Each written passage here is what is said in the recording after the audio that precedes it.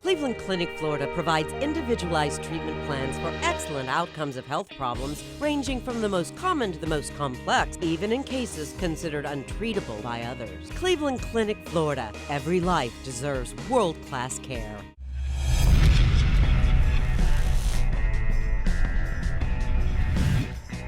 Well, happy 420. What's up? It is KVJ Show.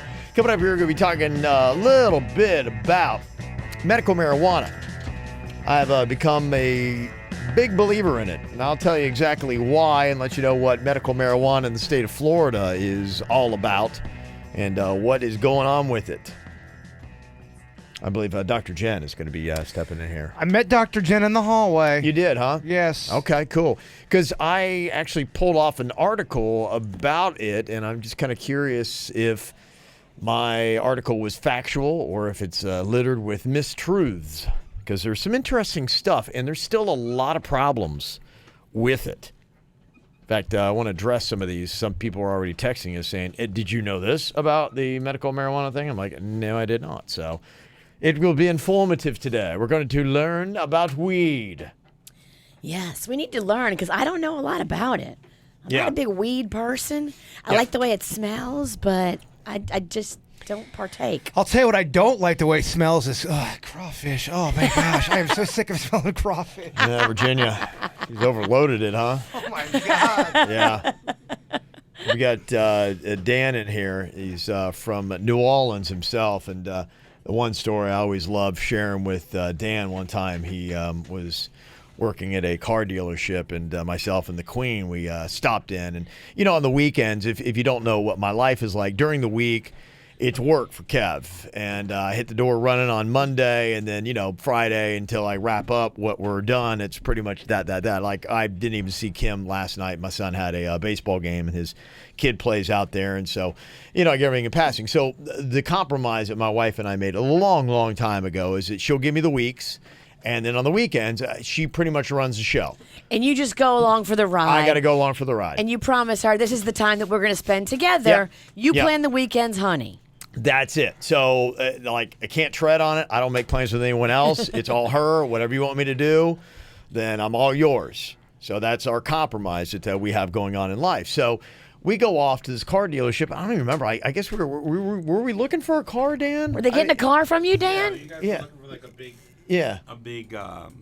big car, like a Tahoe Suburban kind of thing. So you can take the softball team around. I think was the Okay, all right. idea, That was the gist of it. Okay. So Dan's like, okay, great. Let's do a test drive.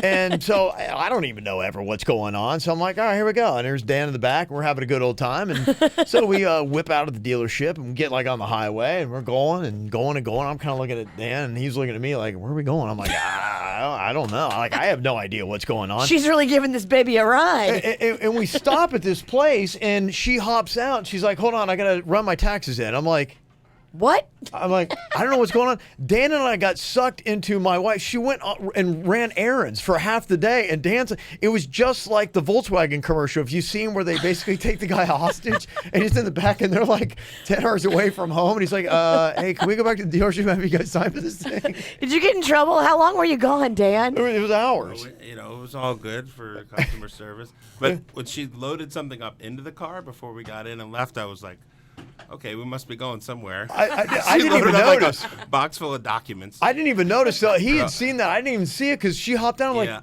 where did that come from? I'm like, what is it? I'm like him. I'm like, I don't know what we're doing. I think it was taxes and dry cleaning. I think It was. That's It what was taxes, dry cleaning. You were running taxes and and I love how Kevin didn't even notice. I had no idea. That she loaded the car. I didn't know. No, I'm still usually on the weekends. I'm like out of it. I'm still recuperating from the week. I'm just like, and I just got get in car, and that was about it. And I look at Dan. We're just both confused. I'm like, dude, I don't know what's going on, man. Kevin's just like right foot, left foot. That's right it. Right foot, left foot. I'm just falling forward basically in life. That's kind of what I do. So we always had that famous story with Dan every time I talk to him. Awesome. Like, world's longest test drive ever. I got this email from Sherry. She said, you guys need to get your asses up here to the Pizzle for cocktails and karaoke. I want to drink and sing with you guys, damn it, and squeeze Jason's flat ass. Ooh, girl. Talk dirty to this baby. It's hard to squeeze, though, because it's so flat. Yes. You might just have to Are you tap it. challenging people? Yeah, I mean, go for it, whatever. Yeah, and they will. Yeah, sure. I was in the Pizzle on Sunday, just kind of scouting some things out. I guess we'd have to figure out where we do it. We are doing the cocktails and karaoke, and Blue Martini's got the run on it right now. It's something we could do eventually someplace, somewhere else. But what we need is a staging area. And so, like, I went and checked out the Hop Cat that is up there.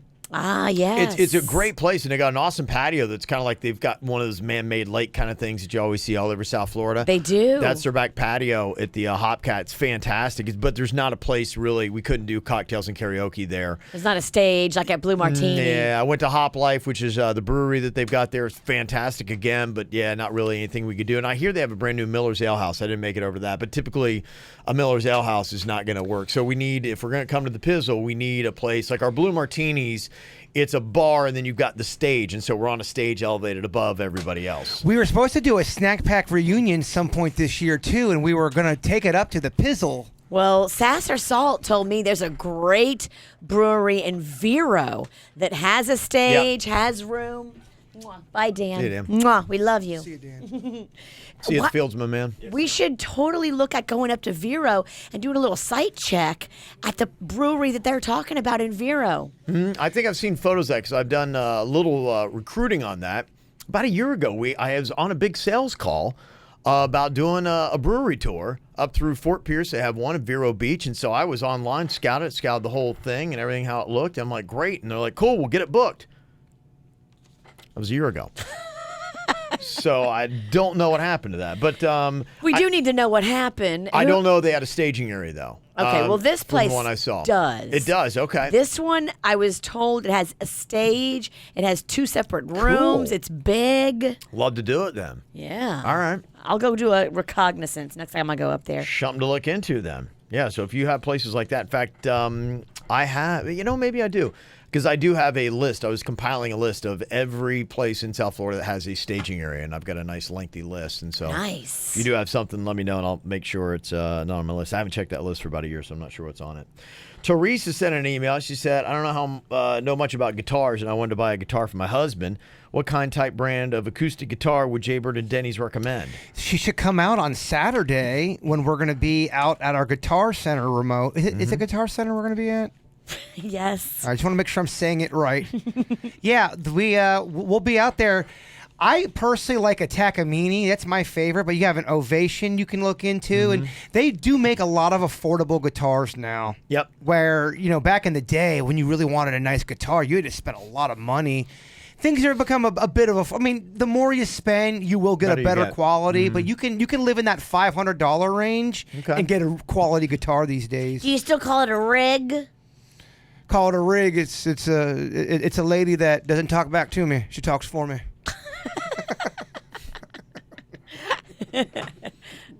That's going to be tomorrow from 3 to 5, Saturday 3 to 5. It's on Linton Boulevard in Delray Beach. Just look up Guitar Center down in. Yeah, I'm not even sure what we're doing. I think we're just going to be out there jamming, and we both need to buy some equipment too, so we'll be shopping as well. Perfect.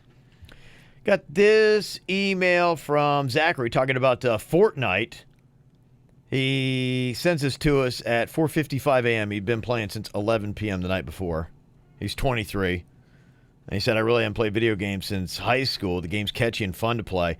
Notice you guys didn't really know what was going on with it, so I'll give you a quick rundown. It's completely free to play, and yes, you can buy things inside the game, but nothing you can go buy will give you a competitive advantage in the game.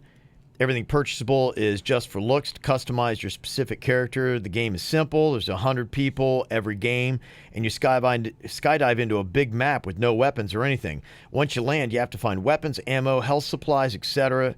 The catch is there's a storm forming around the island, and it slowly shrinks. You have to stay inside the eye of the storm, so as the game goes on, the eye of the storm shrinks and forces the remaining players into each other. Once you die, that is your elimination for the game, and you have to start a brand new one.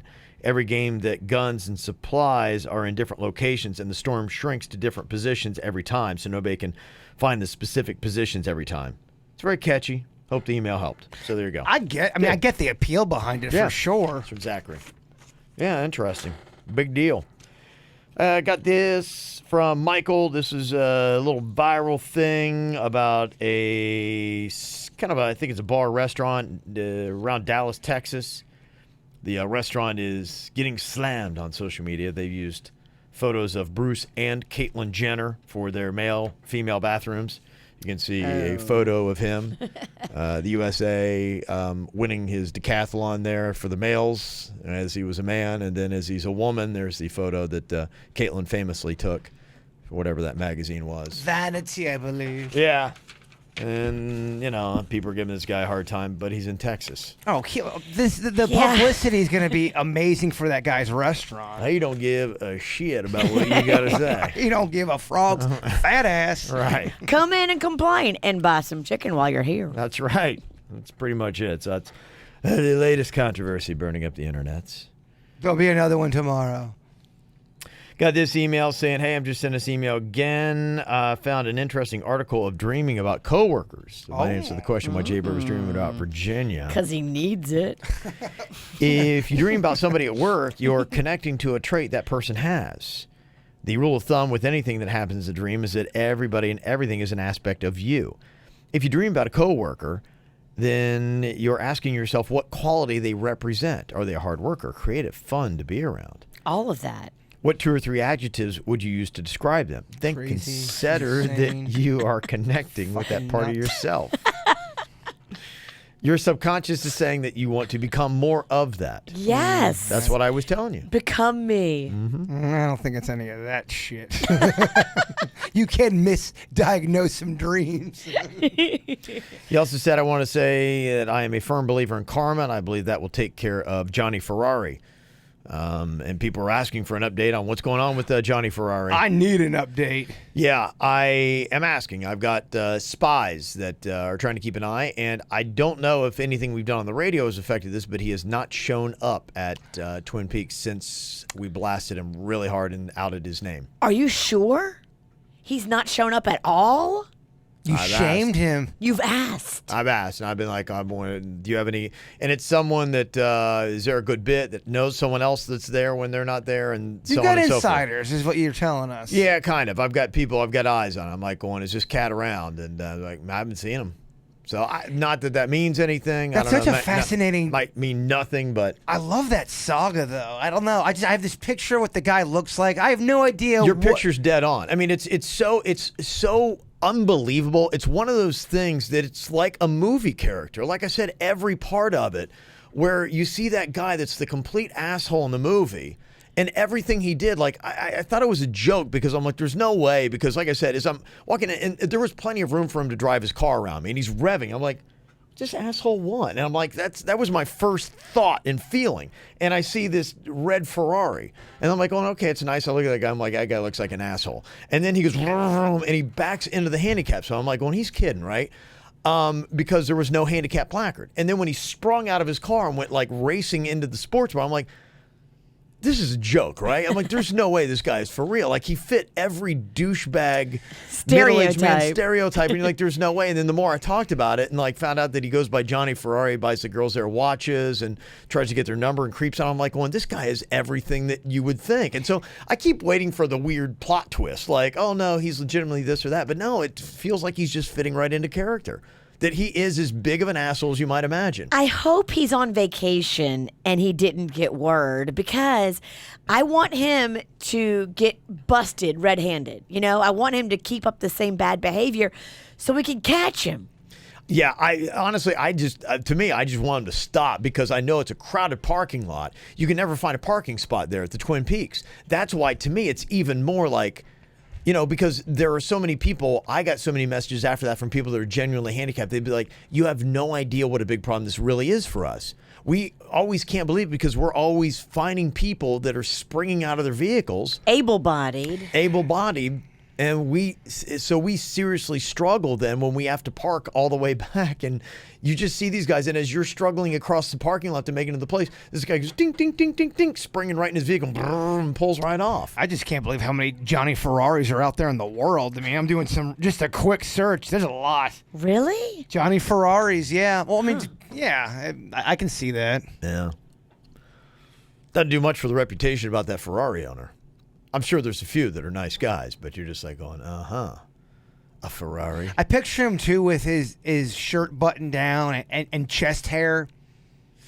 and him thinking that the girls But it's gray. It's like half gray chest But hair. I'm still thinking that girls thinks it's sexy. I think he had a tank top on. What? No, I swear to God, I think he had a tank top on. All right, now he's gone too far. No, it's like I said, like you couldn't even believe it. Like I really thought the guy. I'm like, this guy's got to be fucking with me. Or do you admire how much he's committed to being such a douchebag? He's like, you know what? I'm gonna go. It's like every I'm gonna do it all. stereotypical douchebaggy type thing.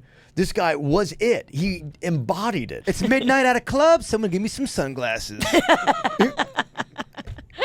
Wouldn't surprise me. So I don't know. The word is out. We got eyes on it, but yeah, there's no update, sadly. So we'll see. Hopefully something comes this weekend, so I'll have something for you on Monday. Thank you. He said he thinks he's untouchable. There's only so long a guy like that can flaunt the rules before it comes back to bite him. I already feel karma is hot on his heels, so all we need to do is sit back and watch. Thank you for a fantastic show. Al Green, the Pizzle, sent this email, said, gout used to be called the rich man's disease because it's caused by a diet heavy in red meat and rich beers. Oh. Sucks for a guy like me who loves IPAs and burgers. Oh, I didn't know that. Yeah, it's a buildup of uric acid in your joints. That's crazy because I do know some big guys that have it. Mm-hmm. I guess it was just, living that big guy, high on the hog, high on the beef. Yeah. Life. Wow. Hurts like a bitch, but once the medical marijuana passes, I'm eligible because it's a form of arthritis. #winning. I mean, talk about a segue. Right? It fits like a glove. Crazy, huh? Got this from Stephanie. Said, I have a friend that moved to Hastings, northern Florida a couple years ago, and her neighbor had a baby. He was born with a brain tumor at the age of 2. The doctors told his parents that they needed to call hospice. There was nothing more they could do. So, with no other hope, they decided to try cannabis. And once they started it, all the veins that were feeding this tumor were blocked off. The tumors started to shrink. I've heard this. And they say to think. The doctor said there was nothing more they could do and they should call it quits. It's wild, the stories. I mean, there's hundreds of them about cannabis shrinking tumors. It's real.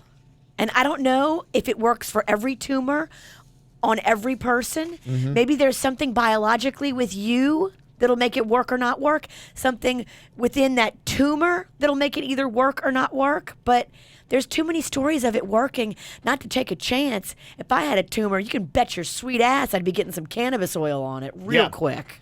Well, it's interesting for me. For the most part, I always just believe, hey, if you're not hurting somebody else, then do what you're going to do. You know, that's your own thing. And I've felt that way about marijuana for a long time, but I've become a much bigger believer in the medicinal marijuana, especially even here lately. Bet you have, Cheech. Yeah. Even though I don't really partake in the weed, really don't have a problem with it. It's just not, something I go out to do.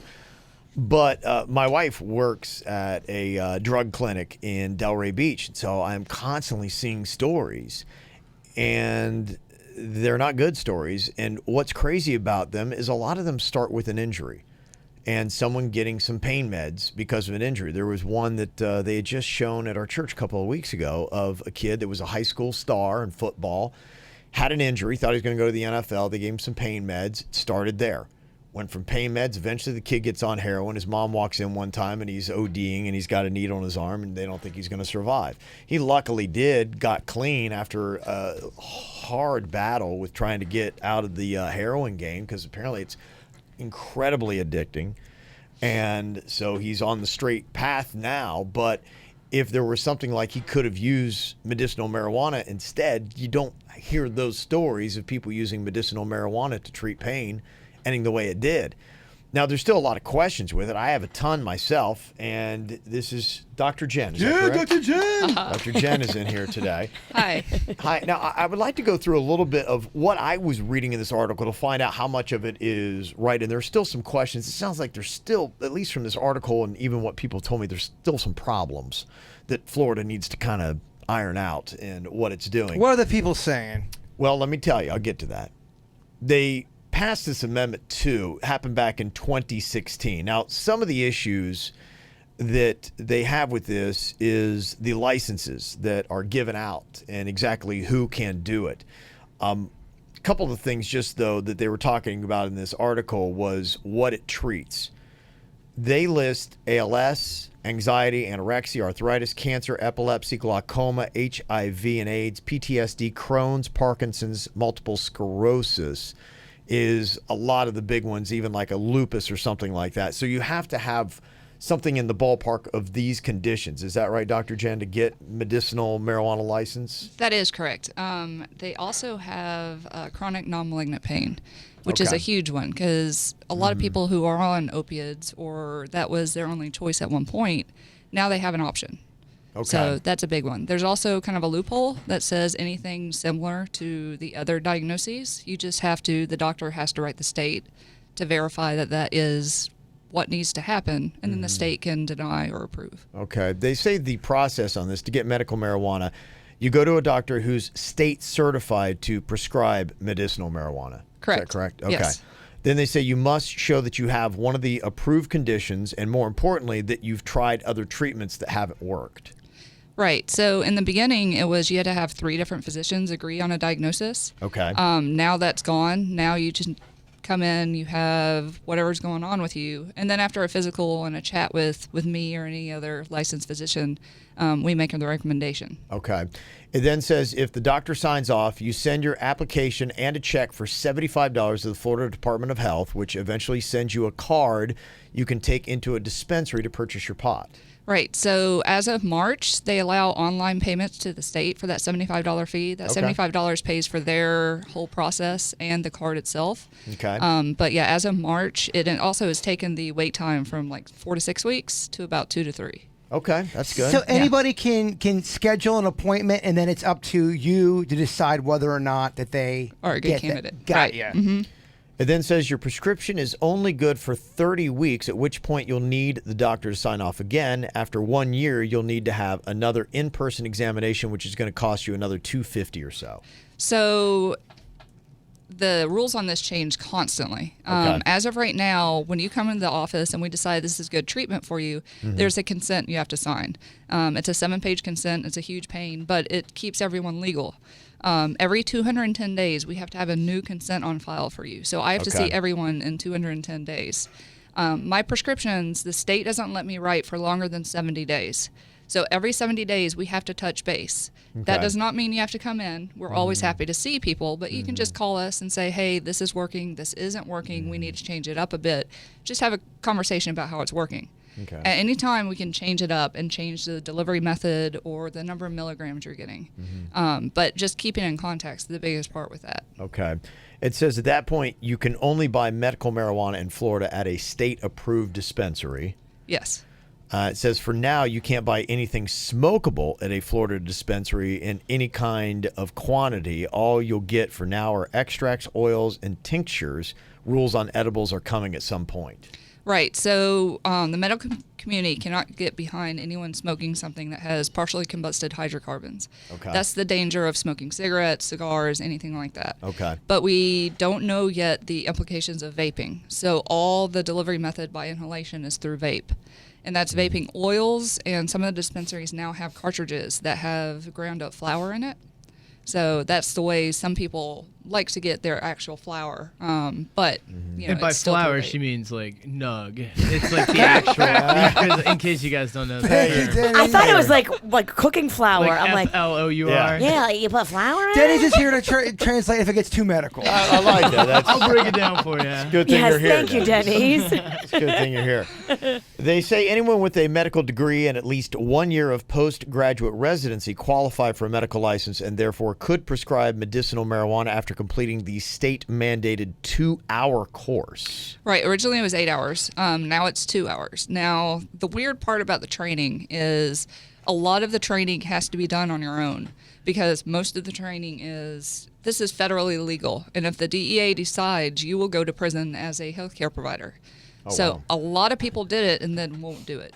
They got their license and then stepped away because they got afraid. Yeah. You know, it gave me pause because I didn't work this hard to go to prison Right, over yeah. something. I mean, I don't even use it. That's so just crazy that they'd send somebody like that to prison. Yeah, It's why- like, is that a good use of our prison system? Why would they do that? If it's showing benefits, why would they go after something like that? Well, there's a lot of conspiracy stuff behind it. I will tell you like what pharmaceuticals, all that kind of stuff. They're losing out on a lot of money. They want to Absolutely. keep you on opioids. Yeah. And that's kind of what it is. I mean, we dabbled on this a little bit on the sports part of it, was that the NFL, they still do marijuana testing. And the whole point was like, why don't they just quit testing? It's not that you approve it, but the whole point is that they're always, and their doctors, a lot of times with the league, they're giving out pain meds, and they want people on that because, in a sense, some people believe there's collusion with the NFL, politics, big people in the pharma med companies that are making tons of money on this. They don't want people healthy. They don't want the American population well. They want to be rich. And so this is the uphill battle, and that's why I'm becoming more vocal, and I think more people should, as I'm learning more about this and hearing more personal stories of people getting hooked on the pain pills and then going to heroin and other awful drugs that are killing them and ruining their lives.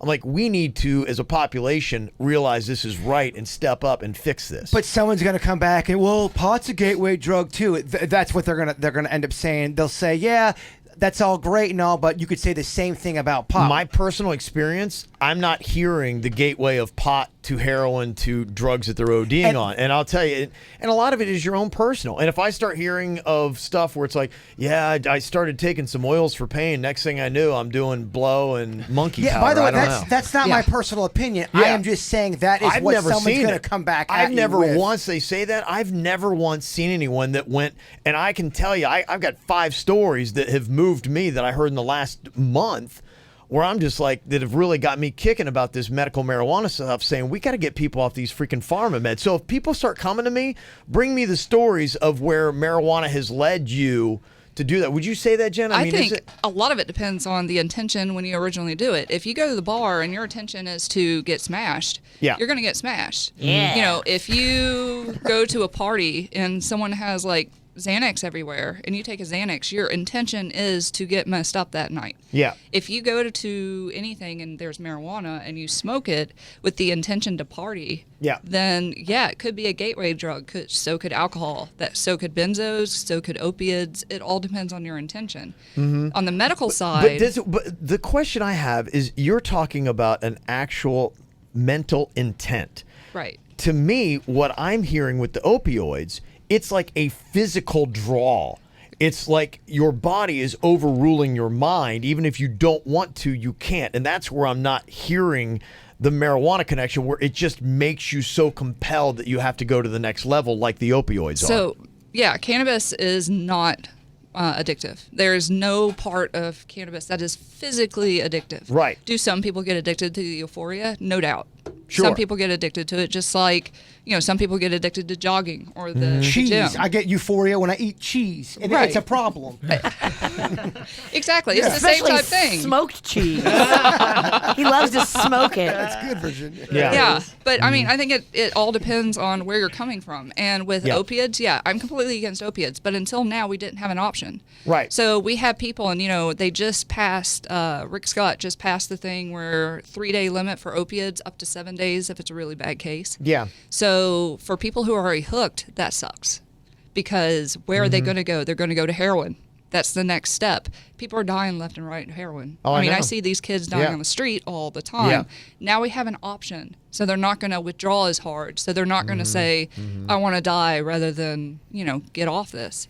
And I have patients anywhere from 20 years old to 90 who are getting off these medications. I have a 90-year-old super influential individual. He was like, I set my clock because I have to wait till my clock says this to take my pain med.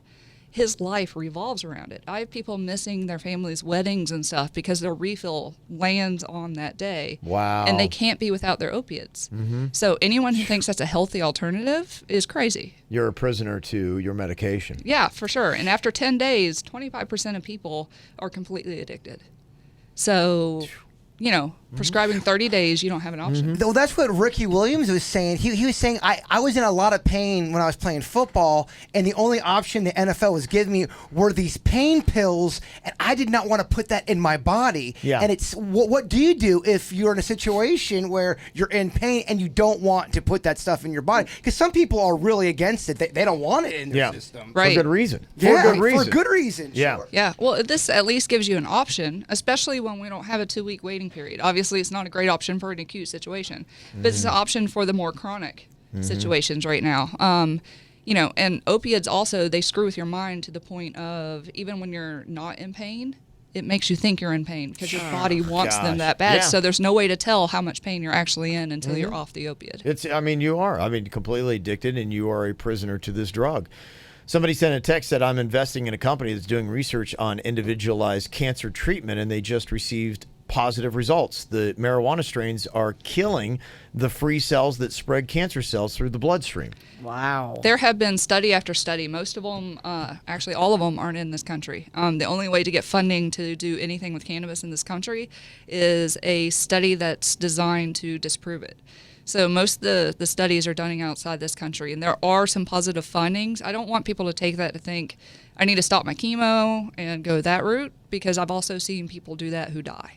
So it's not proven and it's not exact yet, but there is good study and information out there that shows it is combating a lot of cancer, whether it's the CBD, THC, THCV, CBDV, whatever chemical it is, we're not sure. Now, some of the issues, getting to that is going on right now. In the article I was reading about medical marijuana, it says when the law first passed in 2016, the state mandated that anyone selling medical marijuana had to run the entire process from growing and extracting to selling. And the licenses, they only issued 7 originally. They were at 12, and they become hugely valuable. One recently sold to a Canadian company for just under $50 million. Right. Yeah. A lot of people looked at it as a lottery ticket. Yeah. And even right now, they can't keep supply up with demand. A lot of the dispensaries are out of a lot of stuff. But yeah, it's a vertical grow model here. So whoever grows it has to process it and sell it. Somebody else sent in a text and said the strides in medicinal marijuana are exciting, but if you want a card, the state of Florida will make you give up your weapons permit, which is completely ridiculous. My aunt has lupus in her organs and rheumatoid arthritis, and if she wants to get a medical card, the state will take her Medicaid away. She can't afford her medication without Medicaid. I know no insurance company will cover it, but I've not heard of any situation of being dropped because they started their card. I have sheriffs, I have police officers, I have judges, lawyers, all of which obviously still carry their gun. And so I know if you already have a permit, it does not affect that. I know if they wanted to, they could take it, just like they could take it if you're on an opioid, because there is a clause in your permit application that says, are you on any narcotic? So, if you are filling out your original application, if you say yes to that, because that would be the truth, I'm not sure what their stance is on from there. I had a buddy that's a cop that said that you can't keep guns with drugs, and I don't know if that was illegal drugs or if that would be medicinally approved drugs, but I do know I have another cop buddy of mine that is in prison right now because he was on the side doing a hormone replacement business, and he was still in uniform when he made a delivery to somebody, which is a controlled substance, and he had a gun on him. He was in uniform? Yeah. What are you doing? I know. He was coming home from work, and he got lazy, and he said, I'm going to save some time. He got lazy. Yeah, he did. And how many years did they give him for that? 5. Wow. Yeah. I'm sure he's having a great time as a cop in jail. Oh, my gosh. Yeah. Talk about fresh fish. They better keep him in a room by himself. It's just, I find it, that's another topic for another day about who we lock people up for and what. And, he missed his son's whole high school career and all that, on and on. But still, that's how they do this kind of stuff and controlled substances. And that was only just like, synthetic testosterone. Right. So I don't know what this is going to do. And there might be something to that. You got to watch. If you do have a gun, and even if you've got a medical card, there might be something there with your medicinal marijuana, having the two together. I agree. And a lot of it depends on, who you run into. Because if you get someone against it 100%, they have the federal government behind them. So that's huge. Most people are very forgiving and understanding with it. They see the card and it gives people a lot of leeway. But, there's no black and white with this whatsoever. It's all gray. So, hey, is Ricky Bobby around here? Will you grab him real quick? He was telling me a story, like off the cuff. He was saying that America has a history of a problem with cannabis and marijuana, and it started way back in colonial days, and it still is kind of like what we were talking about today. It was like big business and money, and it had to do with hemp paper, and there was a company that was making this real cheap hemp paper, and somebody who was a big politician early on in America like going, no, we had to run them out of business. And so they created the stigma in America about marijuana and about hemp, saying don't use it, let's just always forever have it. And our country is still in that mind lock because we pass it down from generation to generation. Denny's, never mind. Kevin already told the story. Well, and we've used, medicine has used marijuana for like 5,000 years. So we are kind of behind the game. The Chinese and the Middle Easterners, they use it regularly and they use it correctly. They're not out there just to get stoned. Sure. They're using it correctly. So I don't know. I think there's too many politics involved to even have a fair judgment on it. And that's the problem. And I think if we make this clearer for people, and if you start to learn just how valuable medicinal marijuana is, and who are the politicians that are blocking this and standing in the way and are continuing to push. In fact, I'm going to start looking. If I got politicians and one of their things is they're all about the opioids and they're pushing and they're taking money from these pharmaceutical places, I'm not going to be voting for these people. I agree. And so I'm going to really start looking for that. I'll let you know if you believe like I do that, hey, don't vote for this guy, vote for this person. I just wanted to, Ricky, sorry, he's looking like, why am I here? You were telling that story about the history of America with hemp, and you're talking about, it was like the story goes all the way back to colonial times about how it all began, our stigma about marijuana in this country, and it was like with hemp paper or something along those lines, right? Yeah, when they started harvesting hemp, it started being a utilized for paper, and because these big paper mills were owned by big politicians, what they started doing is figuring out how they can be able to slander marijuana. So their thought was, what we're going to do is we're going to tell people that it makes black men rape white women. Wow. And then after that, it was like all of a sudden they were like, well, we can't do this anymore. So it became a really big problem. But not only that, now it's like it's classified as it's a Schedule 1. Yeah. Yeah. So it's like with heroin and cocaine. Yeah. So we've gone so far with developing what we can be able to do with marijuana, and then turn around and it's still sitting there. You have Jeff Sessions who's turning around and saying that no good people smoke marijuana. I mean, like, it's very strange when you have somebody that's so far up top in our judicial system saying that it's a complete terrible thing for you to be able to do it. But it stems back from all the way back in the day of just making money.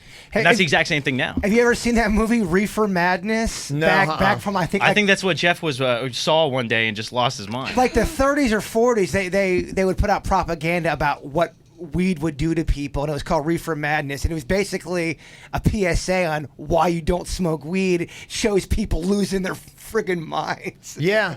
So there you go. I mean, that's the history of marijuana in this country, and any stigma that a lot of us have, it's because of things like that it's been put in this kind of corner. Thank you, Ricky. I appreciate that. Yeah. There's a lot about that. I know. I was missing a lot of details. Yeah. I like how you can summons people, though, and they just have to appear. That's power. Yes. Bring me Ricky now. And he had more to say than what you had said. Yeah, he did. He had a lot more to say. But that's how asinine it is, and that lets you know how ingrained in our American culture anti-medical marijuana views are. Well, and Jeff Sessions, so, January 1st, he really hit the ground running about this because he was just like anti. Yeah. Well, the good part of that is most of Congress and everyone who is against it decided they were going to be for it because they don't like federalism. Even more, they don't like medical cannabis. Okay. So it switched a lot of people's minds, which ended up opening them up to the idea of it. All right. It's just, isn't it weird how politics works? It is so weird. It's all about money, baby. That's all it's about. Yeah. If you think they care about you on some deep level, you're so wrong. I know. Hey, whatever it takes, though. And somebody texted in and said there's a senator that's going to propose a bill next month to take marijuana off the Schedule 1 list. So Okay. That would be a game changer. yeah. So and that's it. And that's why we're having a lot of this conversation today is to say, hey, I'm learning a lot more about it, and I'm hearing a lot of personal stories of people. I've got stories from people who are using the medicinal marijuana with great success. People are using the opioids with horrible, horrifying, game-changing, life-ending results. And to me, it's a no-brainer, and I think it's something that people need to hear what I've been hearing.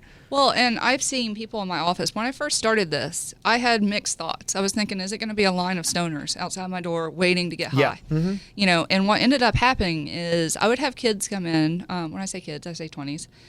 They would come in with the typical, like, grill, and, you know, they just had the look that would go with, oh, okay, they're just going to use the system. Yeah. And then they showed me their medical records.